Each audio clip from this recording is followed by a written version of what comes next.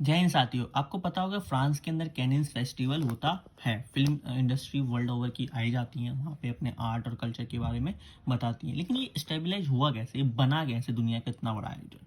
आज हम बात करेंगे इसी के इतिहास की, है ना। इसी के इतिहास की, इसी के बातों की बात करेंगे। इसमें मैं आपको बता दूं कि कैनन जो फेस्टिवल है ये फ्रांस का है। आप बोलेंगे ये कैसा नाम हुआ, तो ये एक्चुअल में फ्रांस के पास एक शहर है। शहर मतलब आइलैंड है, बीच टाइप में, तो वहीं पर ये उसी जगह का ही नाम है। इसी के हिसाब से, इसी नाम के आधार पर इनको कैनन्स फिल्म फेस्टिवल की तरफ दिया जाता है। पिछले साल इंडिया इसके अंदर एक प्रोमिटिंग पार्टनर था। तो इंडिया की दीपिका पादुकोण जी थी, जिनको जूरी भी बनाया गया था, है ना। तो फिलहाल इस बार इंडिया एजेंट हो गया है वहाँ पर, है ना।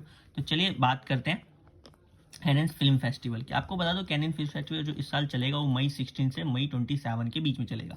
यहाँ ये 75th फेस्टिवल होगा, है ना। इसमें मैंने आपको फ्रांस के अंदर होता है। इस बार जो सबसे ज़्यादा मतलब प्रेजेंटिंग में दिखाया जाएगा, है ना, वो लुइस 15, जो फ्रांस के ही राजा थे, लुइस 15 के बारे में, उनकी पीरियड ड्रामा के बारे में दिखाया जाएगा। उससे इवेंट का स्टार्टिंग होगा। लेकिन ये हुआ कैसे एक्चुअल में। जो इटली है अपने आप में एक टाइम था इटली का, मतलब आर्टिफैक्ट जो आर्किटेक्चर्स है वो बहुत फेमस है, अगर आपने सुना होगा तो, है ना। तो इटली के अंदर एक्चुअली में वेनिस फिल्म फेस्टिवल होता था, जहां पर यूरोप के और बाकी देश भी आयोजित मतलब आते थे। यूरोप के और खास करके अमेरिका के देश वहां पे आते थे। लेकिन वहां पे हुआ क्या, जो वेनिस फिल्म फेस्टिवल था वहां पर हुआ यूं, क्योंकि ये वर्ल्ड वॉर का टाइम चल रहा है। वर्ल्ड वॉर के अंदर क्या हो रहा था कि अगर आप देखोगे तो जर्मनी, इटली और जापान, ये तीनों एक तरफ थे, बाकी सारे देश एक तरफ थे। तो इटली के वेनिस फिल्म फेस्टिवल जो जूरी थी, उन्होंने डिसाइड किया कि इस बार के जो अवार्ड होंगे उसमें यूएस की जो एक मूवी थी उसको ये अवार्ड दिए जाएंगे, क्योंकि, है ना, उस मतलब यूएसए की जो अवार्ड थी उनको विनिंग अवार्ड दिया जाएगा। लेकिन हुआ क्या, क्योंकि इटली के अंदर उस टाइम जो पर्सन राज कर रहे थे वो थे बेंटिया मुसोलोनी, ठीक है।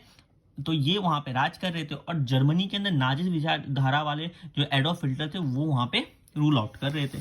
अब अमेरिका के साथ दिक्कत ये हो गई कि अमेरिका की तो मूवी को हाँ बोल दिया गया, लेकिन बाद में जब हिटलर और इटली के जो इटली के उस टाइम के पर्सन को पता चला, तो उन्होंने क्या किया, उन्होंने इस चीज़ को नकार दिया। उन्होंने कहा कि नहीं, ऐसा बिल्कुल नहीं होगा, ठीक है, हम अमेरिका की इस चीज़ को नहीं देंगे। तो ऑलरेडी ये लोग आपस में एक टसल एंजॉय कर रहे थे सारे देश के, है ना।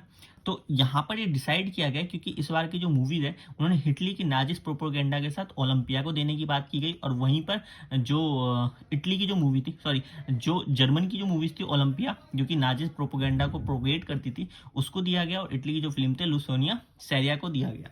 तो ये कोई नई बात नहीं है एक्चुअल में दुनिया के अंदर।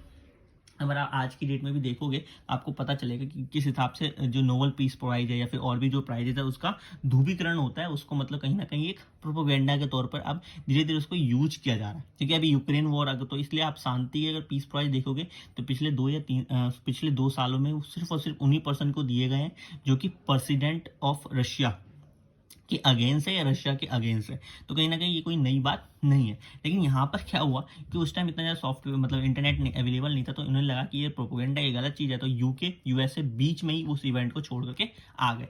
तब उस टाइम के जो फ्रांस के जो रिप्रेजेंटेटिव थे, फिलिप एल लैंगर्स, उन्होंने सोचा क्यों ना हम खुद का ही एक बना लेते हैं। लेकिन यहाँ पर जो कुछ लोग थे उनके मतलब खुद के ही मिनिस्टर थे, वो इसके अपोजिट में थे कि ऐसे कैसे कर पाएंगे कि नहीं कर पाएंगे। बाकी कुछ मिनिस्टर थे वो बिल्कुल मतलब ऑब्सेस्ड थे कि हाँ हम तो कर ही लेंगे, इस चीज़ को आप चिंता बिल्कुल ना करें, आप बस हमें अपनी सहमति दीजिए। तो फिर ये सारी यहाँ पर घटनाएं क्या सामना हमें देखने को मिलता है। फिर 1999 में क्या हुआ कि ये फेस्टिवल बिल्कुल तैयार था, सब कुछ की परमिशन हो गई थी।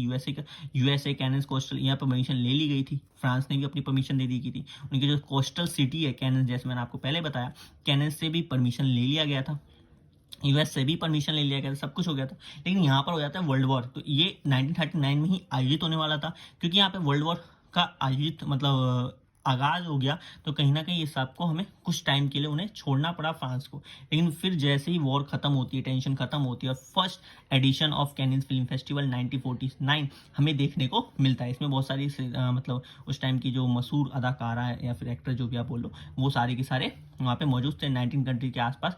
19 कंट्रीज के इंटरनेशनल जूरी को बुलाया गया था, ताकि आप आकर के यहाँ पर देखिए किसकी फिल्म ज़्यादा अच्छी है। और साथ ही साथ कैन जो फ़िल्म फेस्टिवल था उसके अंदर फायरवर्क हो गए, है ना? और भी आपके परेड्स हो गए, तो बेसिकली एक अच्छा-सा वब आयोजित किया गया था ताकि एक नाम फ्रांस अपना बना पाए। और अभी भी ये फ़िल्म फेस्टिवल बिल्कुल अपने आगाज़ अपनी चीज़ों के साथ चलता जा रहा है। आज के लिए इतना ही, जय हिंद।